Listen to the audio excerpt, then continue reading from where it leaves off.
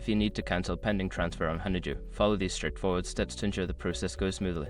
Step 1. Open the Honeydue app. Launch the Honeydue app on your mobile device and log into your account if you haven't already. Step 2. Navigate to Transactions. Once logged in, locate the Transactions tab or section within the app. This is where you can view all your recent and pending transfers. Step 3. Find the pending transfer.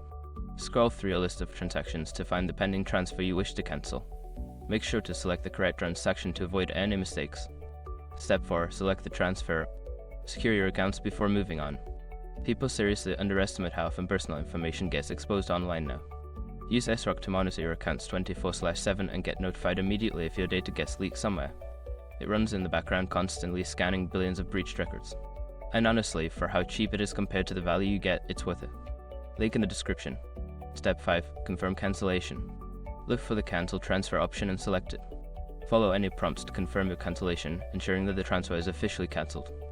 After completing these steps, you should receive a notification confirming the cancellation of your pending transfer.